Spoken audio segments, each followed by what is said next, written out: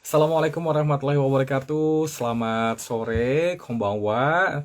Salam jumpa kembali. Senang sekali saya Hafiz Ansari kembali bertemu dengan teman-teman, follower dan viewers PPI Chiba. Dan ini adalah live keempat kita pada program Chiba no Gakusei Series, di mana live wawancara obrolan-obrolan santai membahas tentang kehidupan mahasiswa Indonesia yang sedang belajar di Jepang, khususnya di Prefektur Chiba oleh PPI Chiba di Jepang. Nah, pada live kali ini kita akan membahas salah satu pertanyaan yang sering ditanyakan, bisakah kuliah di Jepang tanpa beasiswa? Nah, tentunya kita akan kedatangan narasumber-narasumber yang luar biasa. Nanti kita akan kedatangan mahasiswa-mahasiswa Indonesia sedang berkuliah di Jepang di sekolah Nihongo Gakko alias Akademi Bahasa Jepang. Dan untuk itu kita saya akan undang Kak Ikhwan, kemudian Kak Rizky dan Kak Monica. Sekarang saya invite dulu. Oh, terima kasih buat teman-teman yang sudah bergabung. Wah, senang sekali sudah ada 5 yang bergabung. Saya akan coba invite mereka dulu ya.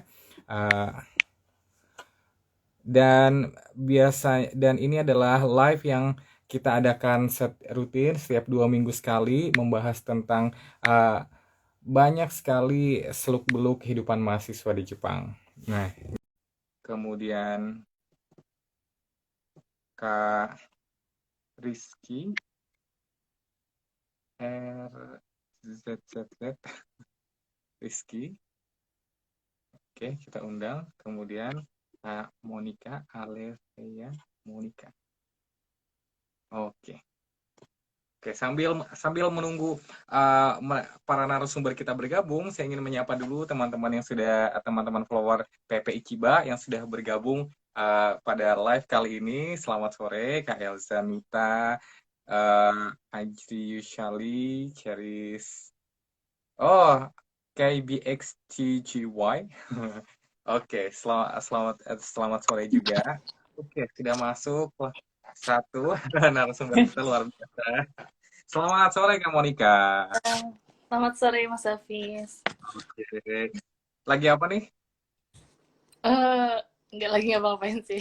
Oh, nggak ngapa-ngapain ya. Sudah fokus untuk Ya. mengikuti live di Chiba kali ini, Chiba no Gakusei. Saya juga sambil pilih-pilih filter, siapa tahu biar kelihatan lebih Oh, cakep 100 kali lipat. Oke, ini Mas Rizky saya mungkin akan saya coba undang sekali lagi. Rizky RIZZ. Oke. Sudah online tapi oke, mungkin Rizky. Oke. Boleh memperkenalkan diri dulu nih. Narasumber kita kali ini mungkin dari Kamolika dulu. oke. Selamat sore semuanya teman-teman. Perkenalkan nama saya Monica. Indonesia dari Solo. Dulu kuliah di Udino Semarang. Sekarang di Hongogaku di Chiba. Yoroshiku onegaishimasu. Ya, sekian aja sih Mas. Oke, terima kasih Komonika. Kak Ivan, silahkan. Selamat sore semuanya. Assalamualaikum warahmatullahi wabarakatuh. Waalaikumsalam. Nama saya Khairul Ikhwan, asalnya dari Medan, Sumatera Utara. Oh, Medan. Dulu di Indonesia kuliahnya di Politeknik Negeri Pariwisata Medan. Oke. Terima kasih Kak Ikhwan, Kak Monika. Ini saya sambil mencoba invite terus nih Kak Rizky. Mungkin sedang ada masalah di dalam Instagramnya sambil menunggu. Oke, mungkin kita langsung masuk di itu aja ya, ke topiknya aja ya. Dan kali ini pada live kali ini kita akan membahas tentang lika-liku perjuangan mahasiswa gitu. Seperti kita tahu banyak sekali di Jepang ini mahasiswa-mahasiswa Indonesia sedang berkuliah. Umumnya mereka mendapatkan beasiswa. Tapi ada juga pertanyaan yang masuk, seandainya tidak mendapatkan beasiswa dengan biaya pribadi, bisakah kita belajar dan hidup dan bertahan hidup selama bertahun-tahun dalam menuntut ilmu di Jepang? Nah, itu dia. Oke, mungkin kata kuncinya ini adalah apa namanya Nihongo Gakko ya. Ya, teman-teman dari Kak Monica, Kak Ikhwan, nanti juga Kak Rizky sedang belajar di Nihongo Gakko Jepang. Itu benar? Oke. Mungkin boleh dijelaskan sedikit apa itu Nihongo Gakko? Oh, tempat berkuliahnya teman-teman di sini. Silakan mungkin dari Kak Monica dulu. Hmm. Eh, ya, untuk Nihongo Gakko dalam arti umumnya yaitu sekolah bahasa Jepang yang ada di Hmm. Jepang yang Hmm. berisi murid internasional dari berbagai macam negara. Hmm. Nihongo Gakko di Jepang ada sangat banyak ya. Jadi itu bisa apa ya? Ya sangat baik di Jepang. Terus biasanya yang bisa masuk dari minimal lulus SMA sih biasanya. Ya, kurang lebih gitu. Mungkin Iqbal mau nambahin. Oh, boleh, boleh. Silakan, silakan Kak Ikhwan. Mungkin ada tambahan? Ya, kurang lebih sama, Mas. Tapi yang sepengetahuan saya, kalau sekolah bahasa Jepang itu biasanya banyak yang buat kayak mahasiswa internasional nih, kayak orang Indonesia mau kuliah di Jepang kayak satu. Mereka tuh diwajibin buat Nihongo Gakko dulu gitu. Oh. Start. Oke. Ya, kalau saya emang tujuannya kemarin bukan untuk kuliah, jadi selama di sini ketemu orang-orang baru punya tujuan buat ngelanjut kuliah lagi gitu, Mas. Oke. Jadi kalau dialih bahasakan ke Indonesia, Nihongo Gakko itu mungkin seperti akademi bahasa gitu ya, akademi Iya, bahasa Jepang. ini Nihongo Gakko ya sekolah bahasa Jepang sih, Mas. Nah, sekolah bahasa Jepang. Nah, Iya. kenapa teman-teman memilih untuk belajar bahasa Jepang langsung di Jepang? Bukannya di Indonesia ada nih sekolah-sekolah bahasa Jepang. Nah, kenapa memilih langsung terbang ke sini belajar langsung di negeri asalnya? Oke, boleh mungkin Siapa? Kak Iwan dulu, Kak Iwan dulu. Kalau saya, iya yang pertama kan kalau di sini kan kita di sekolahnya kan belajarnya materi kan, belajar materi langsung gitu sama sensinya juga orang Jepang gitu. Terus kehidupan di sini juga kan semua gunain bahasa Jepang, jadi mungkin lebih lebih cepat aja gitu Mas, meningkat kemampuan bahasa Jepangnya. Kalau langsung belajar di tempat di mana semua orang gunain bahasa Jepang gitu Mas. Benar, benar, benar. Kalau kamu nih Kak, ada tambahan? Ada alasan khusus gitu kenapa langsung terbang ke Jepang untuk belajar bahasa Jepang di sini? Sebenarnya kalau saya waktu itu carinya yang paling cepat berangkat ke Jepang caranya itu salah satunya Kalau Nihongo Gakko sih ya. Jadi Gakko. ambil Nihongo Gakko ke depannya mau ambil juga apa antara S2 atau kerja sama mau ningkatin bahasa Jepang mau ambil JLPT ya, juga. Oh, oke. Sebelum berangkat ke Jepang, apakah sudah punya dasar-dasar belajar bahasa Jepang?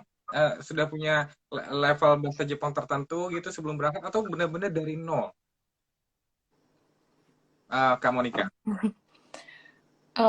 Kalau saya di Indonesia kan udah udah pernah belajar bahasa Jepang. Dulu kebetulan kuliahnya di jurusan sastra Jepang. Jadi ya udah pernah belajar Sudah juga. pernah Ya dulu sempat ada program internship juga di Jepang 1 tahun. Ya waktu masih kuliah dulu. Jadi udah ada basic ya. Sudah ada basic pengalaman dan tinggal melanjutkan aja lagi ya. Kalau Kak Iwan? Kalau saya karena kemarin berangkatnya lewat itu kayak LPK itu kayak lembaga pengirim gitu Mas. Jadi buat yang biasanya sih LPK ini orang-orang yang buat mau kerja di Jepang ya. Cuman kebetulan di tempat saya mereka juga buka pendaftaran untuk sekolah bahasa gitu. Jadi di situ juga ada tempat belajar. Jadi saya sempat belajar di sana sekitar setahun lah kurang lebih. Jadi ya ada sedikit walaupun ya di sini lebih banyak belajarnya juga. Oke.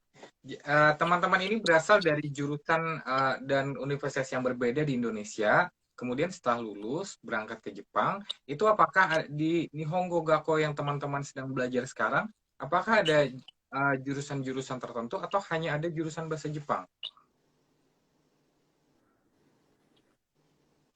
Kalau di Hmm. kampusnya saya nggak ada sih, Hmm. Mas. Adanya dulu tuh mata kuliahnya Mandarin setahun doang. Itu pun Hmm. ya itu. Kalau Oh, bahasa Inggris emang kayak bahasa yang emang harus dikuasain ya kalau di kampus pariwisata gitu. Jadi kalau bahasa Jepang emang nggak pernah belajar di kampus, belajarnya di LPK tadi sama di sini di Jepang langsung. di Jepang langsung. Oke. Kalau kamu Monica? Hmm, jurusan tuh maksudnya yang Nihongo Gakko di sini ya, Mas ya? Iya, Atau- yang di Kalau Honggo, yang di Jepang. kalau Nihongo Gakko di sini sih rata-rata, setahu saya sih nggak ada sih kayak jurusan tertentu gitu. Jadi ya khusus kayak buat belajar bahasa Jepang aja gitu sih. Belajar bahasa, Hmm. budaya, karakter, Hmm. dan ya tentang Jepang lah semuanya kayak gitu. Oh, jadi bahasa Jepang secara umum ya. Siapa tahu mungkin ada bahasa Jepang khusus untuk bisnismen gitu, bahasa Jepang untuk akademik, bahasa Jepang untuk apa, beda dibedakan jurusan. Tapi untuk di sekolah teman-teman bahasa Jepang secara umum gitu ya. Oke. Kira-kira sulit nggak sih masuk ke Nihongo Gakko atau sekolah bahasa Jepang di Jepang langsung gitu? Mungkin banyak teman-teman juga ingin melanjutkan pendidikannya di Nihongo Gakko di masa depan. Kak Monica, Hmm, untuk di masa depan. uh, masuknya Nihongo Gakko ini susah apa biasa aja gitu? Gimana Mas? Sorry, sorry. Ah, Syarat-syarat untuk masuk ke Nihongo Gakko-nya. syaratnya. Kalau untuk Mm-mm. syaratnya sih ada minimal belajar bahasa Jepang udah berapa berapa jam gitu. Kalau aku kalau saya kurang tahu sih masih kalau yang di Gakko lain ya. Kalau yang di Gakko saya itu Hmm. ada syarat belajar bahasa Jepangnya berapa jam, kemudian eh, dokumen-dokumen gitu sih kayak misalkan Mhm. rekening koran ya dari orang tua sama Mhm. eh, ya orang tua masing-masing kayak gitu sih. Hmm. Dokumen-dokumen yang banyak sih. Untuk menjamin ininya ya, berarti Ya, tanpa harus ada beasiswa pun bisa gitu ya. Yang penting kita mampu untuk membiayai diri sendiri seperti itu. ya, ya, untuk penjamin sih. Walaupun tanpa basic bahasa Jepang, benar-benar nol, tetap boleh berangkat ke Jepang. Ya, bisa. Oke. Kalau Mas Ikhwan, kira-kira sulit nggak untuk masuk ke Nihongo Gakko-nya tempat Mas Ikhwan belajar sekarang?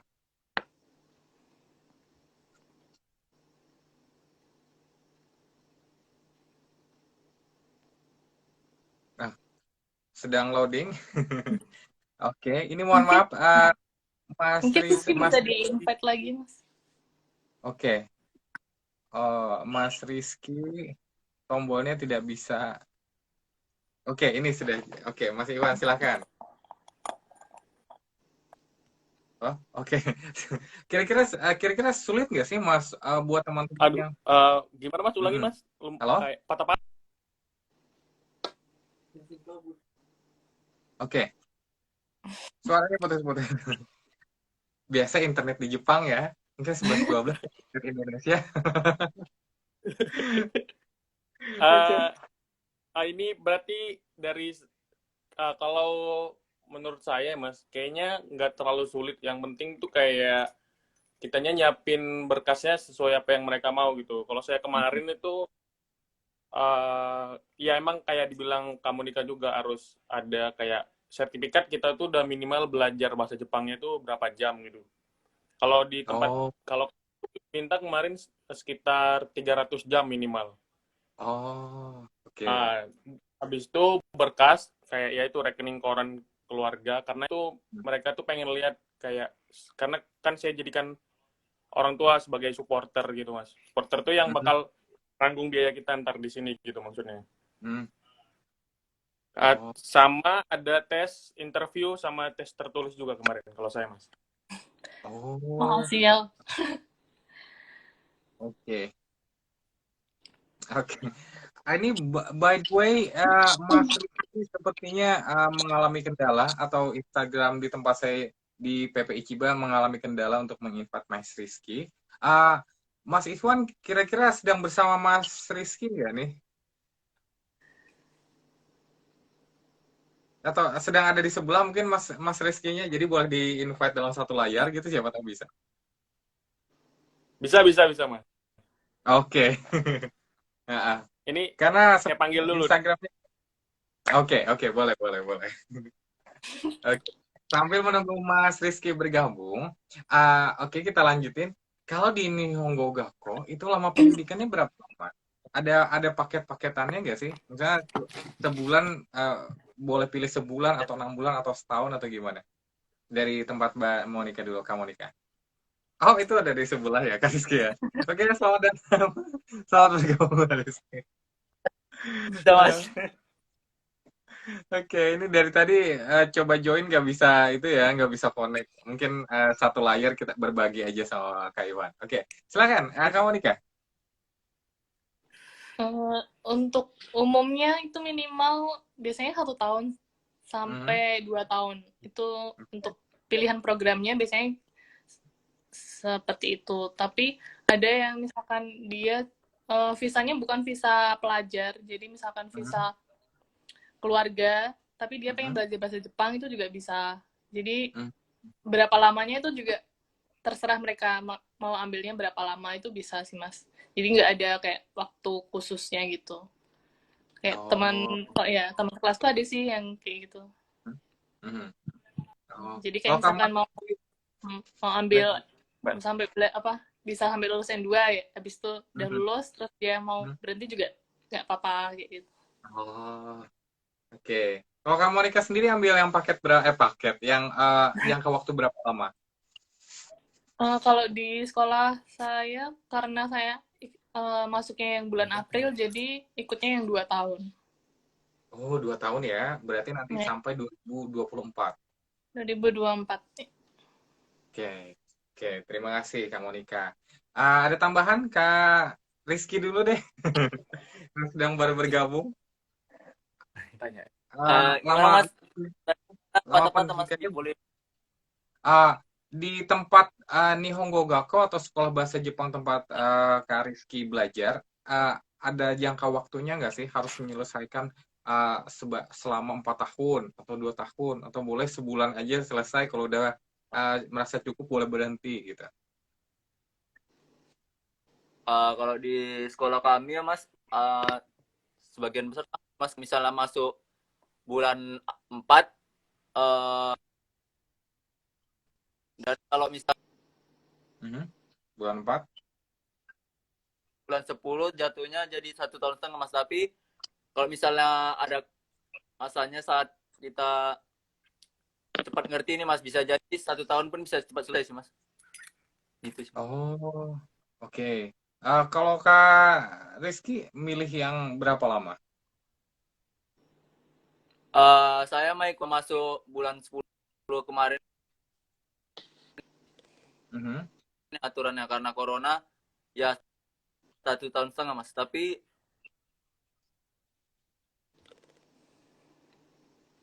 karena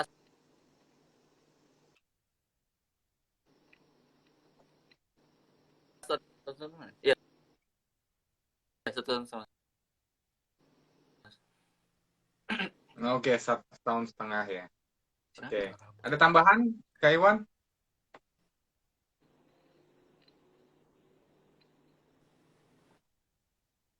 Ya, sama sih, Mas. Kalau masuknya April, berarti ikut yang 2 tahun. Tapi kayaknya itu ditanyain ya, targetnya apa gitu kan. Jadi kalau Hmm. misalnya kuliah, bakal lanjut kuliah, mereka tuh bakal cari waktu yang pas juga buat namatin kita, Mas. Jadi, misalnya selesai minggu aku tuh mau ngapain kan, sensei tanya. Kalau misalnya mau kuliah, berarti mereka di mana di tahunnya Jepang itu, di bulan itu banyak penerimaan mahasiswa baru gitu. Mereka bakal Hmm. ngelulusin kita di tahun itu. Kalau target kita juga di bahasa Jepangnya udah tercapai. Hmm. Oh, oke. Jadi kita tentukan target dan dan mereka akan membantu kita untuk mencapai target tersebut ya. Dia belajar Ya, ya bahasa benar. Jepang. Oke. Nah, kira-kira boleh dikasih bocoran nggak?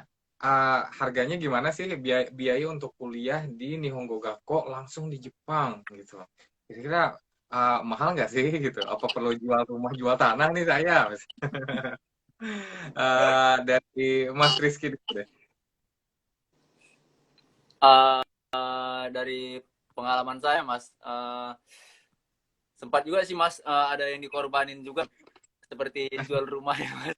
Oh, Ya, jadi sebelum berangkat itu memang harus wajib membayar ya Mas. Biaya pertas sekolahnya sekitar kemarin kan masih naik-naik juga Mas, sekitar mhm, 51 juta mhm, uang sekolah. mhm. Itu per 6. 6 bulan. Oke, Iya Mas. oke. Kalau Mas Ikhwan? Yang dibilang Rizky itu 50-an itu sebenarnya kalau dalam yen itu sekitar 380.000 yen. Jadi 50 karena pas kami berangkat kemarin pergi tingginya kan. Jadi emang Oh sekitar iya segitu. Mungkin benar. kalau sekarang sekitar 40-an juta Oh gitu. iya benar ya. Itu Sekarang kan itu ya biaya admission sama tuition. Jadi pendaftaran sama biaya satu semester awal gitu. Kalau hmm, untuk tiket beda lagi. Tiket kita itu ya di luar dari itu juga. oke. Oke. Kalau kamu nikah? Untuk biayanya kurang lebih sama sih, cuma beda dikit aja. Terus untuk Mhm, kursnya juga nggak jauh beda sih Mas. Soalnya waktu kan eh, kalau si Rizky sama Ikhwan datangnya mereka sekitar 3 mingguan lebih awal dari saya. hmm, Jadi kurang lebih sama untuk kalau dikursin ke Indonesia, ke rupiah, kurang lebih 50 jutaan juga sih. Itu oh, untuk apa? Tuition aja, untuk uang sekolahnya aja. mhm. Oke, jadi buat teman-teman, para pemirsa Live PPI Chiba yang sedang merencanakan untuk berkuliah bahasa Jepang di Jepang, mungkin sudah perlu direncanakan finansialnya. Kita harus membayar biaya di semester pertama dan itu di luar dari biaya tiket pesawat, uh, tempat tinggal dan segala macamnya ya. Nah, oke, sebelum kita lanjut, ini sepertinya sudah masuk beberapa pertanyaan. Kita coba. Oke, sepertinya sudah masuk beberapa pertanyaan. Coba saya lihat dulu. Oke, ini mana tadi ya? Kita scroll dulu yang paling atas. Oke, ini pertanyaannya yang pertama dari Elza Nuta. Oh, bukan, cuma menyapa Kak Ale katanya. Kak Ale, wah banyak sekali fansnya Kak Monica di sini. Oke, oke Bang, sapa aku Bang. Oke, hai Tito. Oh, semoga masih bergabung sekarang ya. Saya lihat ada juga tadi pertanyaan. Oke, jadi belajarnya langsung pakai bahasa Jepang, Kak. Kita dituntut harus bisa dulu ya. Oke, mungkin ada yang bisa menjawab. Belajar bahasa Jepang di Jepang, apakah memakai bahasa Jepang atau memakai bahasa Inggris sebagai medianya atau memakai bahasa Indonesia jangan-jangan. Kalau oke, mungkin saya yang jawab ya. Oke, Kalau oke, yang di boleh. sekolah, yang di sekolah saya sih langsung pakai bahasa Jepang sih Mas. Oke. Karena Oh. tapi ada yang dia benar-benar nggak bisa bahasa Jepang.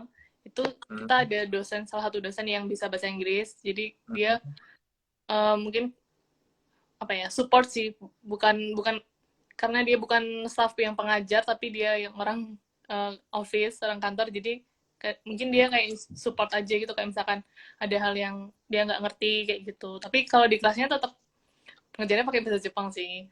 tetap bahasa Kalau Jepang. masih yang basic mungkin masih yang gampang Oke. gitu bahasanya. Oke, jadi mengajar bahasa Jepang tapi mungkin dengan bahasa Jepang yang simpel dulu ya, yang bisa dimengerti. Jadi itulah pentingnya menguasai bahasa Jepang dulu sebelum berangkat. Jadi ketika senseinya mengajar bahasa Jepang di Jepang, kita bisa ngerti-ngerti dikit ya. Begitu ya? Iya. Oke, Dan Ya, pertanyaan selanjutnya, ada batasan umur nggak sih? Mungkin Kak Iwan bisa bantu jawab. Kayaknya nggak ada sih Mas. Soalnya teman-teman di kelas kelas saya tuh ada dari Cina, dari Cina, asal Cina. Cuman di sini dia udah tetap lumayan latar 40-an gitu. Hmm. 40 juga Di ada. Oh, oke. ada di kelasnya Kamonika juga ada dari orang Thailand juga kayaknya udah 30-an gitu umur. Hmm. Kayaknya umur nggak ada batasan umur sih. Yang penting mungkin eh kayak ada tujuan gitu sih yang penting Mas sekolah bahasnya dia tujuannya apa gitu. Hmm, oke. Oke. Kalau Kak Rizky kira-kira tujuannya untuk ini berhubung baru gabung ya, saya tanyakan sekali lagi. Kalau Kak Rizky tujuannya masuk ke Nihongo Gakko belajar bahasa Jepang di sekolah Jepang, gimana? Belajar bahasa Jepang di sekolah bahasa Jepang langsung di Jepang. Itu tujuannya apa? tujuan saya sih Mas, saya kan dulu sebenarnya Mas, sebelum Nyongko Gaku ini Mas, saya ada mau ikut program visa engineering gitu Mas. Mhm.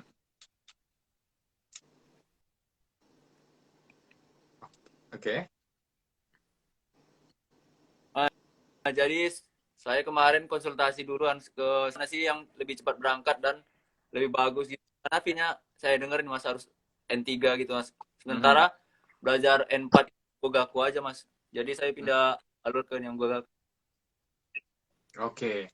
Oke, jadi perlu ditetapkan dulu tujuannya. Seandainya teman-teman juga mau bekerja, uh, tujuan akhirnya adalah ingin bekerja atau kuliah di universitas-universitas di Jepang, begitu dengan S2 atau S3.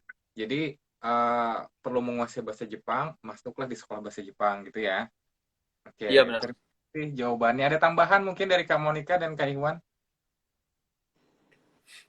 Saya mau nambahin kalau soal Oke. tujuan Mas, kayaknya tuh mereka lebih lebih nge-welcome kita kalau kita tujuan itu bakal mau belajar sih Mas, Mhm. bakal mau ngelanjut ke pendidikan ke jenjang selanjutnya gitu. Kalau dari awal kita bilang ke mereka kalau mereka tuh kemungkinannya mungkin ya kayaknya keterima, tapi mereka tuh mungkin nggak terlalu kayak nyambut orang yang bakal mau belajar lagi di Jepang gitu Mas.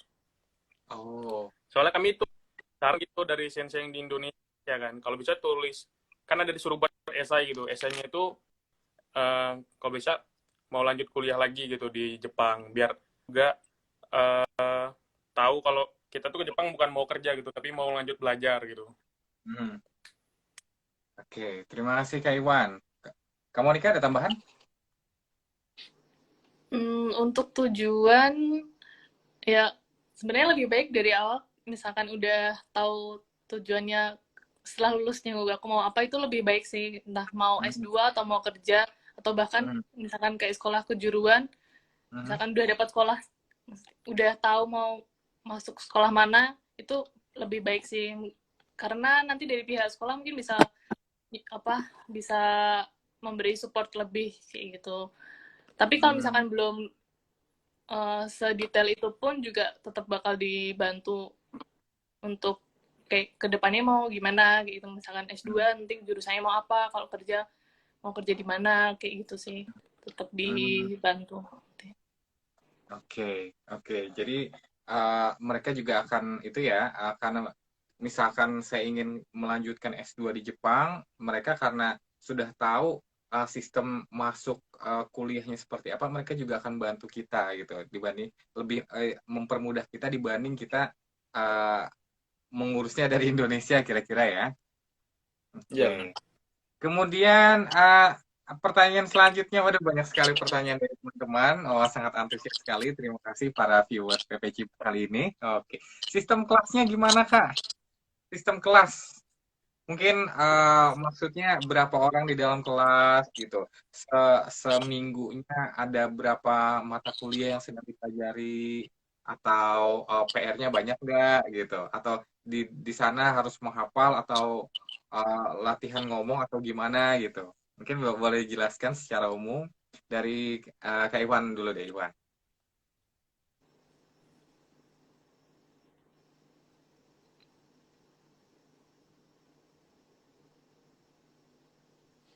Oke, masih gangguan mungkin? Silakan Kak Monica dulu.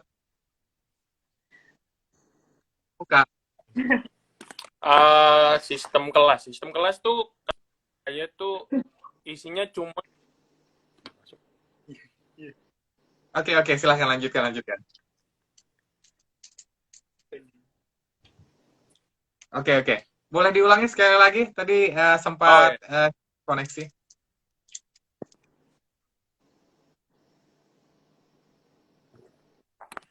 Kalau saya di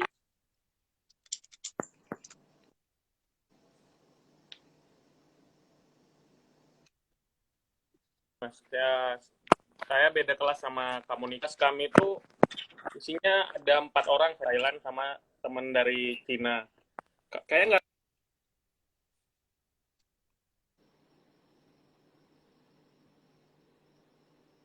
nggak tahu apa Mm-mm. emang sebelumnya sekolah kami emang muridnya dikit, tapi kayaknya mungkin karena corona ya, jadi banyak murid yang nggak bisa. Oke, oke. Mohon maaf. Saya kurang menangkap poinnya. Boleh dikulangi sekali lagi gitu. Oh Oke, ya, oke. kalau sistem kelas, di kelas saya tuh ada 4 orang. Saya Rizky, Mhm. sama ada teman dari Thailand, sama satu lagi teman dari Cina. Kami kalau saya sama Kamonika nih beda kelas. Jadi sebenarnya mereka tuh ada buku panduan ya. Mungkin itu buku standar buat belajar bahasa Jepang gitu, emang dari Jepang gitu. Mhm. Terus PR juga itu tergantung kita biasanya, Mas. Mhm.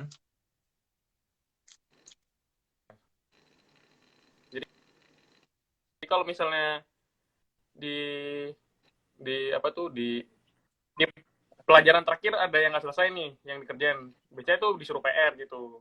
Mhm. Terus biasanya juga sensen gitu. Terus kalau kita jawab enggak, biasanya yang nggak dikasih PR gitu sih, Mas. Lebih Oke. nyantai lah. Oh, oh. Sensenya baik banget ya. Mau nggak dikasih PR? Pasti jawabannya tidak mau. Enggak. Saya juga tidak suka PR ya. Siapa sih yang suka PR ini? Oke, terima kasih jawabannya. Ada tambahan, Kak Monica? Hmm, apa ya? Kalau pembagian kelasnya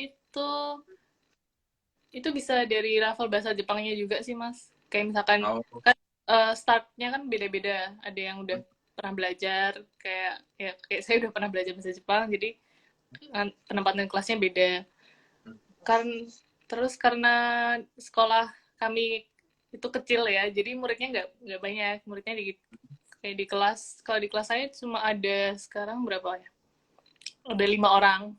mhm, Udah 5 orang aja sih, itu cewek semua. Yang Indonesia mhm. cuma saya aja. Yang Oke, 3 dari Vietnam, yang satu lagi dari Thailand. oke. Gitu. Wah, luar biasa ya. Mhm, mhm, mhm. Oke. Uh, Kemudian ini kita cek lagi. Oh, nonton anime nggak pakai subtitle. Bisa jadi, bisa jadi. Wah, Ya, oh, Taiwan keluar lagi sebentar, saya undang lagi. Ikhwan, Kairo Ikhwan. Oke, kita undang. Oke. Sambil menunggu, kemudian ini ada pertanyaan selanjutnya. Uh, uh, Kira-kira ada tantangan nggak sih yang dihadapi sebagai mahasiswa Nihongo Gakko di sini? oke. Mhm. Untuk tantangannya sih, yang pertama karena jauh dari keluarga ya. Jadi berat juga. Gue yang malah keluar. Ya kan karena apa-apa kan harus sendiri. Terus apa ya? Karena di sini juga baito part time itu. Jadi part time sama sekolah juga, jadi saya harus sama-sama fokus kan di kedua itu, fokus belajar sama fokus kerja juga. Harus pintar-pintar apa ya, mengatur juga buat mengatur waktu, keuangan sama diri sendiri, kesehatan kayak gitu. Biar balance, nggak ada yang berlebih, entah berlebih kerja ya, apalagi ya. Oke.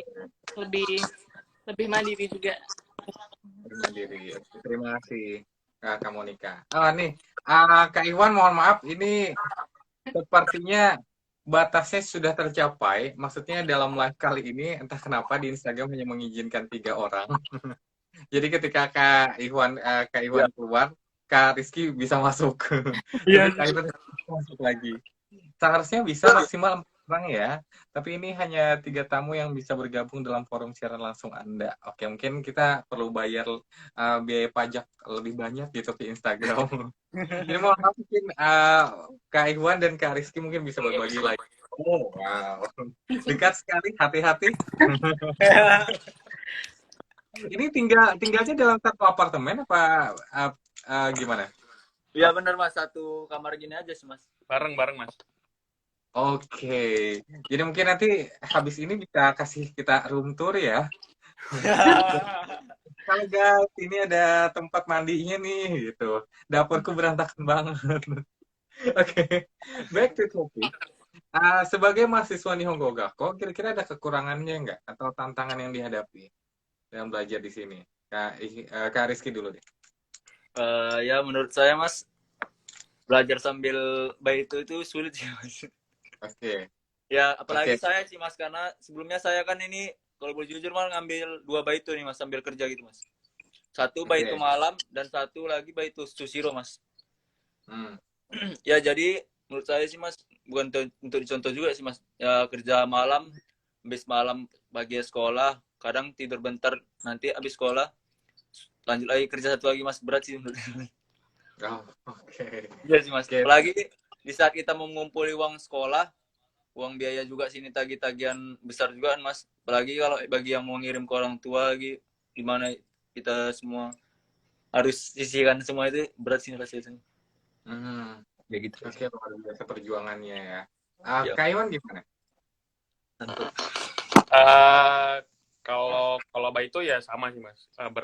Berat ya karena pulang sekolah baito gitu kan. Ya mungkin yang paling dekat itu ya karena jauh dari keluarga ya, juga masalah mungkin buat beberapa orang gitu. Jauh dari keluarga, terus di sininya juga hidup mandiri gitu kan. Pagi-pagi tuh nggak ada makanan di meja, nggak kayak di rumah kan ada yang masakin gitu. Jadi masak sendiri, ya nyuci baju sendiri, beres-beres tempat tinggal sendiri gitu. Ya itu sih masalah pelajar mungkin Mas. Oke. Tapi bukannya tadi berdua ya, cuci baju berdua. Ya, kan baju Karena punya ada masing-masing. Maaf Mas, bukan bendera pelangi. Oke. Nah, ini sebenarnya sebagai pertanyaan pengantar ke topik utama kita pada hari ini, yaitu bisakah belajar di Jepang tanpa mendapatkan beasiswa? Karena ketika teman-teman mahasiswa lain mendapatkan beasiswa, maka sebenarnya kita tinggal belajar aja gitu. Karena segala kebutuhan hidup kita di sini sudah ditanggung uangnya oleh pemerintah atau pemberi beasiswa.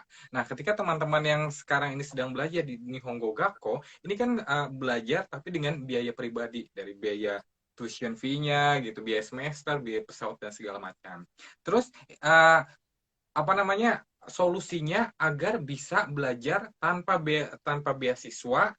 Kemudian mungkin bagi yang ekonominya terbatas, kira-kira tipsnya apa sih? Selain jual rumah, jual tanah ya, ada yang bisa dilakukan selama di Jepang kayak gitu. Oke, mungkin tadi sudah sempat disinggung baito dan segala macam. Mungkin bisa dijelaskan apa namanya, pengalamannya dalam mencari atau mendapatkan pekerjaan paruh waktu selama di Jepang, boleh atau tidak, berapa lama, dan pekerjaan seperti apa. Yang pasti halal kan ya? Oke. Oke, silahkan mungkin dari Kak Monica dulu deh.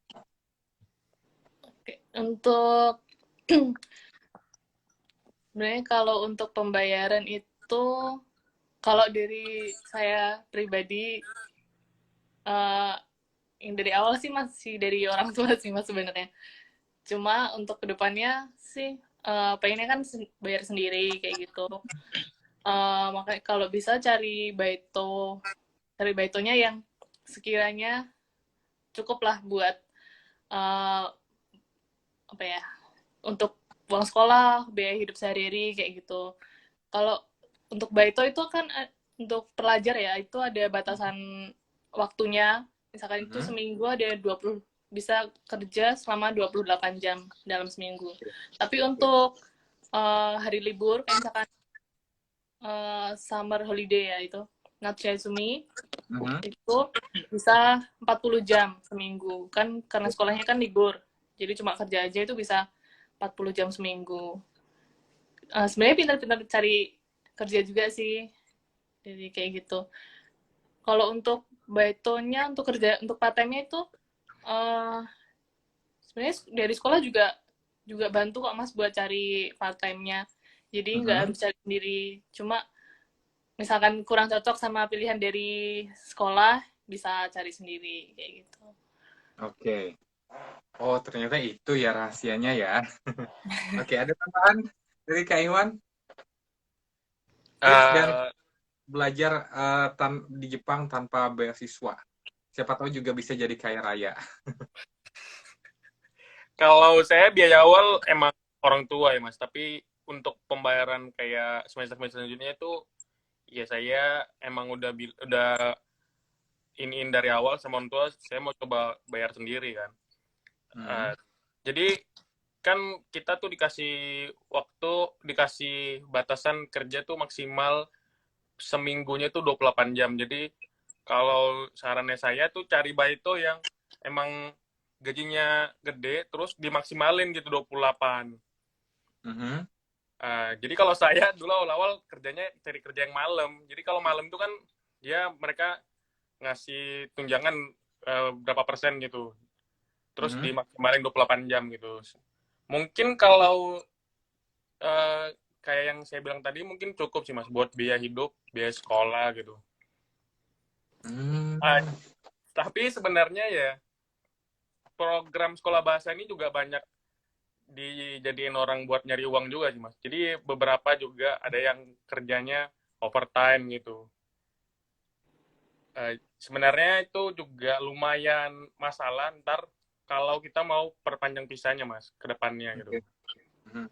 Jadi saran sih kalau bisa ya 28 jam aja gitu. Tapi cari yang upah per jamnya tinggi terus sama dimaksimalin 28 jam gitu. 28 jam, oke. Kalau Kak Rizky? Kalau menurut saya sih mas, kalau tentang bayi itu ya mas, saran saya kalau misalnya dari sekolah sih mas, rata-rata memang mereka ngasih yang antara siang dan sore malam gitu sih mas. Yang ada yang sampai kerja dari malam ke pagi, karena mereka kan takut juga mas, ini siswanya capek kerja nanti malam nggak sekolah kan pagi ya gara-gara ngantuk gitu mas, berat. Ya kalau saran saya, kalau mau gaji yang besar nyari sendiri sih mas, daripada harus dari saran dari sekolah tapi gaji kecil gitu mas. Oke. Kalau dari pengalaman Kak Rizky mendapatkan pekerjaan part time jobnya Mbak Itonya dari mana? Apakah cari sendiri dari websitenya atau tanya-tanya teman, kasih job dong gitu? Ya mas, saya dari awal sih mas masuknya dari sekolah, saran dari sekolah sih mas, dari restoran sushi gitu ya mas. Tapi semakin hari saya pikir mas, kurang juga sih mas. Jadi saya masuk kerja satunya lagi yang kerja malam mas. Jadi 2 bayi itu gitu mas, tanpa bilang ke sekolah. Oh gitu ya, gue saya bilang-bilang ya. Iya mas. Saya juga. Mesti bilang dulu ya. Kalau dibilang pun kayaknya mereka bakal ngasih juga sih mas, karena kelewat jam gitu. Oh gitu. Berarti apa namanya? Seandainya nih pertanyaan selanjutnya. Seandainya kelebihan jam selain dampaknya kelebihan gaji, kita lebih banyak duit yang kita dapatkan setiap minggunya. Kira-kira berdampak nggak sih dengan apa namanya badan kita atau konsentrasi dalam belajar? Ya mas, kalau menurut saya sih mas, tergantung orangnya juga sih mas. Kalau saya kan udah ngalamin 2 baito nih mas, sambil sekolah juga kan. ya senseinya itu nggak tahu mas, nengok saya tahan-tahan ngantuk tetap konsentrasi, berat juga sih mas menurut saya tahan-tahan gitu. Tergantung orang juga sih mas, pribadi masing-masing juga kan. Yang penting menurut saya kalau misalnya kerja malam gini mas, walaupun kita ngantuk kita jangan absen gitu mas, nggak boleh absen soalnya nanti berdampak ke pengurusan visa mas, tentang absensi sekolah. Walaupun Oh. ngantuk ya tetap datang aja gitu mas, tetap absen, Hmm. jangan telat gitu juga mas, walaupun Oh. Berarti sistem mereka benar-benar bisa, sistem di Jepang benar-benar bisa merekam ya, anak ini iya rajin atau enggak gitu, iya ini benar ngantuk kan nggak di kelas, iya ini bisa benar. suka bolos nggak sih gitu. Bisa bahaya juga ya. Oke, Masalah ada absensi tambahan ya. Kak Iwan? Ada tambahan Kak Iwan, Kak Monica? Sama sih mas. Yang paling penting emang absen gitu mas. Jadi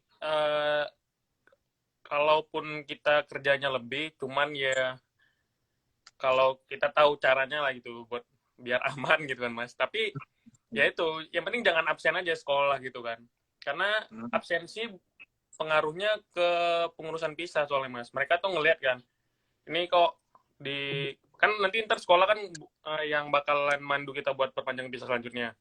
Hmm. Jadi ntar pas sekolah datang ke tempat pengurusan visa, mereka tuh bakal ngelihat kan, ini kok anak ini absennya banyak gitu kan. Terus jadi karena gitu mereka curiga, mereka langsung nge-track gitu kan.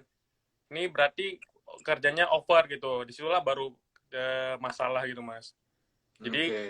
untuk perpanjang visa selanjutnya bakal jadi pertimbangan berat buat mereka gitu. Hmm. Oke, terima kasih. Kak Monica? Apa ya? Kalau untuk ya sih kurang lebih sama sih mas kayak gitu. Sama Sebenarnya ya. apa ya? Karena itu tadi apa? Sekolah kami kan kecil, jadi siswanya juga dikit, jadi senseinya, gurunya itu jadi lebih fokus bisa apa ya? Lebih bisa fokus ke tiap tiap tiap Siswanya. muridnya gitu ya. Jadi kita juga nggak bisa aneh-aneh gitu. Benar-benar Selalu dipantau. terpantau Oke. gitu sih. Oke. Jadi ada kelebihan, ada kekurangannya kalau kita bersekolah di sekolah yang lebih kecil, bukan sekolah besar gitu ya. Oke, ini juga ada pertanyaan yang senada. Eh, Susah nggak sih cari baito di Jepang? Kan kita juga bersaing sama masyarakat lokal. Itu gimana tuh? Kan orang-orang Jepang, terutama anak mudanya kan juga mereka juga ingin mendapatkan baito itu ya sebanyak-banyaknya ya. Siapa sih yang nggak butuh duit gitu kan? Emang orang Indonesia aja butuh duit, orang Jepang kan juga pengen juga kerja dapat duit. Nah, itu kalau eh, susah nggak sih? Itu tergantung tempat sih ya mas ya. Hmm. Kalau di pabrik tuh mereka tuh punya porsi masing-masing itu. Jadi orang Jepang tuh berapa, terus orang Hmm. asing berapa gitu. Jadi kayaknya kalau bersaing kayaknya enggak sih mas. Tergantung tempat lagi balik lagi. Karena saya sekarang kan di restoran gitu. Di Hmm. tempat saya itu emang kebanyakan orang Jepang. Hmm. Orang asingnya cuma 2 orang, saya sama ada orang Vietnam gitu kan. Oke. Jadi pas awal pun dia bilang kalau di sini di tempat itu memang ada porsinya gitu. Jadi mereka cuma bisa nerima orang asing berapa orang gitu sama orang Jepang berapa. Jadi kalau bersaing sih enggak, karena punya porsi masing-masing aja mas. Masing-masing. Oke. Ada tambahan Kak Rizky, Kak Monica? Kalau dari saya sih mas, gampang sih mas nyari sini soalnya mereka juga kita sering-sering jalan-jalan aja mas, misal ke toko-toko misalnya ada juga orang tuh butuh bayi itu di buat juga berapa gajinya sekian-sekian. Kalau di kerja malam saya sih mereka selalu kekurangan bayi itu sih mas, menerimanya itu mas. Oh Jadi gitu kalau ya. misalnya ini gampang sih mas menurut saya mas. Tapi ya tahan-tahan nih mas, kalau misalnya mau masuk kerja malam pagi sekolah berat sih mas, walaupun gaji besar ada juga kekurangan sih mas. Oh, iya, Menurut saya memang sih. gampang sih mas mau cari bayi Yes. itu, sering jalan-jalan aja sih Ya, toko-toko, jadi lihat toko juga. Iya, biasanya di depan kombini gitu mas, di depan restoran itu mereka kalau emang lagi butuh orang, mereka nempel kayak selebaran gitu, info part time gitu kan, terus per jamnya berapa, terus uh, kayak mungkin kalau spesifik kayak butuhnya di weekend atau di weekdays gitu. Terus kalau kalau selain dari itu kalau cari gampang sih kayaknya Mas. Soalnya di Jepang tuh kan ada juga kayak website atau aplikasi yang buat Baito gitu, kayak Tonewalk, terus Baitoru gitu-gitu. Banyak sih kalau buat cari Baito. Dari rekomendasi temen juga bisa gitu-gitu. Oh, aduh. Jadi pengen kerja Baito juga nih. Boleh Mas. Oh, Boleh iya, dicoba. iya, Boleh, kebetulan boleh, kan iPhone 14 baru mau keluar ya. Jadi kita coba dulu itu. Oke, ada tambahan kamu Monica? Nambahin aja untuk yang aplikasi itu ada aplikasi khusus untuk foreigners Pak Mas. Yang Mainabi itu Mainabi ya kalau nggak salah itu namanya. Tahu nggak? Oh, Itu Celana ada ketat. khusus untuk apa? Untuk orang asing. Jadi dia oh. pakai English. Jadi lebih Hmm, gampang gitu. lebih mudah ya. Oke, nih catat nih. Saya perlu juga Baito nih ya. Oh, Tambahan Mas. ya boleh silakan. Kalau misalnya kita pun nggak pandai bahasa Jepang Mas, tergantung Baito juga sih Mas. Kalau di Sushiro tempat saya, paling kalau misalnya kita nggak pandai bahasa Jepang, bisa ditempatin di kitchen atau di tempat bagian cuci piring Mas.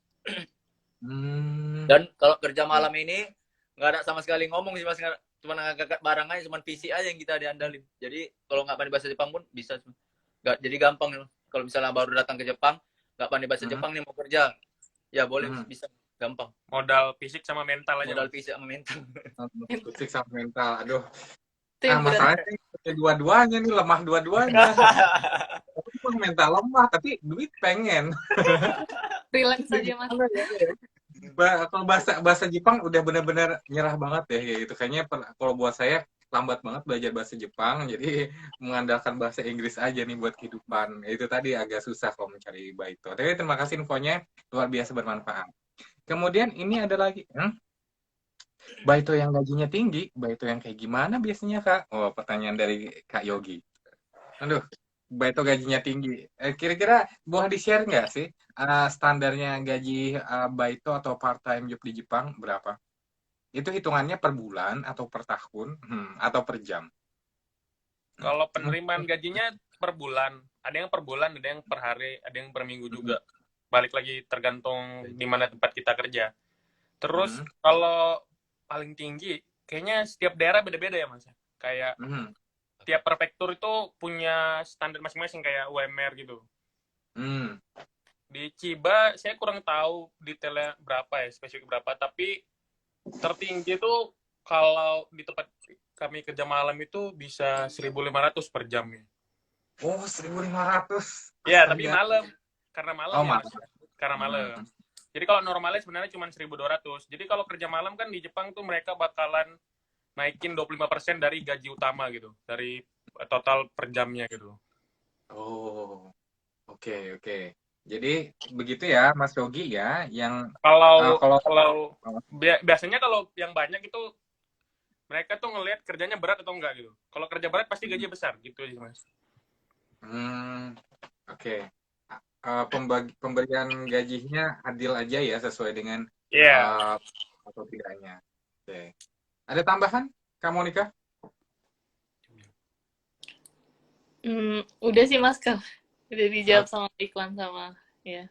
Oke, terima kasih. Jadi siapa tahu nih Kak Yogi mau kerja cari kerja yang gajinya tinggi, boleh ya kerja malam. Jadi di saat saya dan teman-teman yang lain asik karaokean di malam hari, aduh. Karaoke malam-malam. Oke, ini pertanyaan selanjutnya dari Kak Yosefus.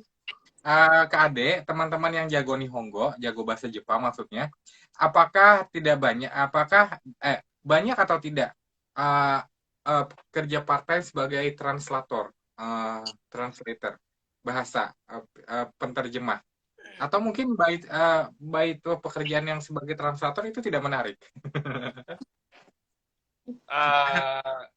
Sejauh ini sih saya belum banyak ada tahu info ya Mas. Tapi kemarin ada teman juga member PP juga ngasih saran juga kan jadi interpreter gitu. Jadi kekurangannya jadi penerjemah atau translator gitu kerjaannya nggak selalu ada gitu Mas. Jadi kayak freelance lah gitu. Jadi kayak kalau ada kerja kita dihubungin baru kerja gitu. Tapi Hmm. kalau kerja yang kayak langsung di restoran, di pabrik itu kan emang ada jadwal gitu mas, pasti gitu per bulannya berapa kali, berapa uang diterima. Kalau interpreter, translator gitu kan tergantung sebulan tuh ada kerja atau enggak baru kita ada uang gitu mas. Jadi Oke. kayaknya memang kurang menarik karena uangnya nggak banyak. Orang nggak banyak ya. Ya, karena ujung-ujungnya duit ya. Iya, Siapa? benar-benar. Oke. Oh, Tapi oke. kalau buat orang yang kayak misalnya kayak beberapa teman kita yang penerima beasiswa mungkin bakal mirip itu sih, buat nambah-nambah aja gitu mas, bukan buat jadi pokok utama gitu. Utama. Oke. Oh, luar biasa. Jadi satu sisi bisa dapat duit, tapi tidak apa namanya ya, tidak mengganggu fisik dan mental yang Iya. lemah. Ini saya. Maka saya tidak bisa bahasa Jepang. Oke, kita cek lagi apakah ada pertanyaan. Sudah semua terjawab. Oke. Mungkin ada, oh ya, teman-teman juga Kak Monica, Kak Iwan, Kak Rizky juga sebagai pelajar ya di Ciba. Jadi secara otomatis bergabung di PPI Ciba, Persatuan Pelajar Indonesia di Ciba di Prefektur Ciba. Kira-kira ada kesannya nggak sih? Apa namanya ya, kesan yang didapatkan selama bergabung sebagai anggota dari PPI Ciba ini? Kak Monica dulu, silahkan. Hmm, kesan sebagai member PPI Ciba sampai sekarang udah jujur udah dapat banyak banget apa ya, sharing pengalaman dari senior yang udah lebih lama di Jepang. Kaget juga sih ketemu orang-orang hebat ya mas ya. Kayak mas Bisa aja. tapi juga termasuk Oh, bukan saya ya. Oke, lanjut. tapi juga yang apa ya, dapat S2, S3 kayak gitu. Apa ya,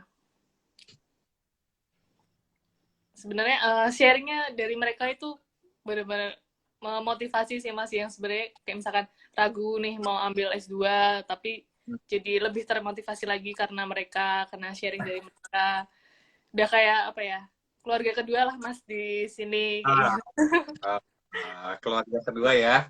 Keluarga kedua. Keluarga pertama di Indonesia. Iya. Oke, terima kasih. Oke, terima kasih Kak Monica. Kalau Kak Iwan,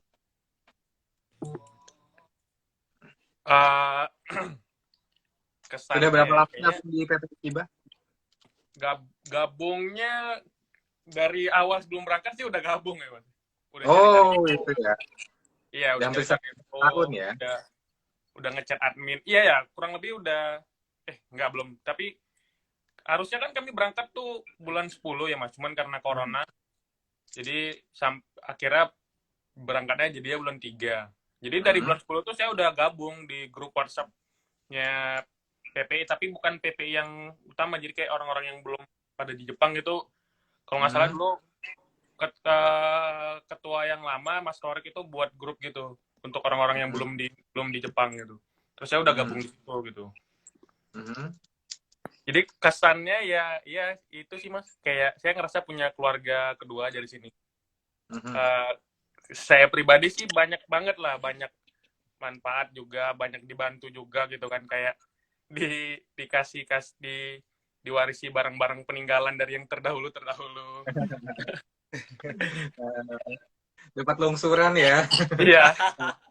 Yang udah balik dikasih diturunin barangnya gitu. Oke. Lumayan Mas, saya pribadi juga banyak terbantu lah karena bergabung ke PPI juga kan, jadi kayak bisa ikut event gitu, ketemu banyak orang-orang hebat kayak Mbak Monica tadi bilang. Jadi punya pengalaman lain gitu, ketemu dari teman-teman dari berbagai daerah juga dari seluruh Indonesia kan. Itu juga kayak ngebuka pikiran juga buat apa nih yang mau dilakukan selanjutnya, karena ngelihat teman-teman pada banyak akademis gitu kan, jadi termotivasi juga buat melanjut kuliah gitu. Wah, luar biasa motivasinya. Oke. Kak Rizky? Kalau saya sih Mas kurang lebih sama ya, dapat teman dari berbagai daerah dari Indonesia, asik juga menurut saya Mas, dan ada tempat curhat kita sebagai sebagai orang tua kedua di Jepang, pengganti gitu. Di saat kita mau curhat, kita memikirkan kotoba pakai bahasa Indonesia pun nggak lupa juga ya Mas. Itu sih Mas, kurang lebih sama. Baik terbantu juga dari PPI Mas. Baik termotivasi juga. Ya, kurang lebih seperti itu. Ya luar biasa. Oke, sebenarnya masih banyak juga rasa-rasa penasaran tentang kehidupan teman-teman sebagai mahasiswa yang belajar di Jepang. Cuman sayang sekali waktu kita terbatas. Sepertinya Instagram juga akan mematikan secara otomatis setelah 60 menit. Jadi sepertinya itu tadi adalah pertanyaan terakhir. Mungkin kalau dari jawaban teman-teman narasumber kali ini yang bisa saya simpulkan, ternyata kita sebagai orang Indonesia atau pelajar Indonesia ternyata bisa belajar di Jepang tanpa beasiswa. Salah satu solusinya adalah dengan mencari baito atau part-time job ya. Tapi harus berhati-hati karena part-time job satu sisi bisa memberikan kita pemasukan lebih untuk membiayai hidup dan membiayai sekolah kita di sini. Tapi satu sisi juga harus diperhatikan kondisi fisik mental kita agar semuanya berjalan lancar. Gitu ya. Oke. Terima kasih Kak Monica, Kak Iwan, dan Kak Rizky sudah bergabung pada live Cibano Gapse kali ini. Terima kasih juga teman-teman follower dan pemirsa live PPI Ciba kali ini sudah menyaksikan dari awal sampai akhir. Jangan khawatir karena live kita kali ini akan disimpan dan diposting di timeline PPI Ciba. Misalkan masih ada pertanyaan tentang Nihongo Gakko ataupun tentang seputar baito di Jepang, boleh nanti ditanyakan di kolom komentar atau di DM. Nanti admin dari PPI Ciba akan siap sedia untuk membalas. Lanjut part 2 Mas. Oke. Kita mungkin take picture dulu ya. Kita ambil foto buat jadi cover di dengan kita. Oke. Satu. Saya apply filter dulu biar lebih cantik. Oke, 1, 2, 3. Kok kepencet? Oh, sekali lagi. 1, 2. Oke. Terima kasih sudah bergabung. Sampai jumpa lagi. Terima kasih udah diundang Mas. Terima kasih. Terima kasih waktunya. Terima kasih waktunya.